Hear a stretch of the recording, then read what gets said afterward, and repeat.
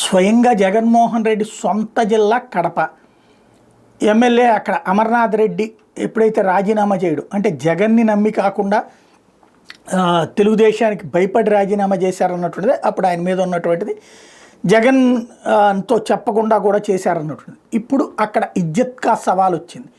తాజాగా పులివెందులకి మళ్ళీ జగన్మోహన్ రెడ్డి వెళ్ళడం వెనకాల ఉన్నటువంటి ఉద్దేశం కూడా అదే. ఎస్పెషల్లీ టోటల్గా అక్కడ వచ్చేటప్పటికి ఇప్పటికీ తెలుగుదేశం దాన్ని హస్తగతం చేసుకోవడం కష్టమైనటువంటి అంశమే.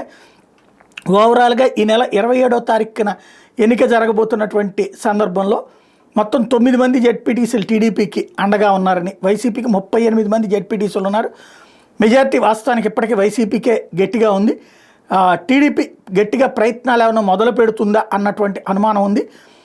15 మంది దాకా జెడ్పీటీసీలు అటు రావడానికి రెడీలో ఉన్నారన్నటువంటి ప్రచార నేపథ్యంలో 7-8 మంది ఖర్చుతో పాటు అదనంగా ఒక 3 కోట్ల రూపాయలు ఆశిస్తున్నారు. వాళ్ళకి ఇవ్వడానికి తెలుగుదేశం పార్టీ సిద్ధపడుతోందన్నటువంటి సందర్భంలో ఇప్పుడు క్యాంపు రాజకీయాలు ప్రారంభమైనాయి.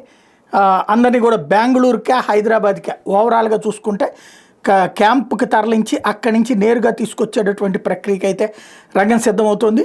వైసీపీ అధిష్టానం బ్రహ్మంగారి మఠం జెడ్పీటీసీ రామగోవిందరెడ్డికి ఖరారు చేసింది. ఈ నేపథ్యంలో టీడీపీకి సంబంధించి పోటీ చేసేయండి మిగతా అన్ని హస్తగతం చేసుకుంటోంది. ఇక్కడ మరి ఏం చేస్తారన్నటువంటి చూడాల్సి ఉంది.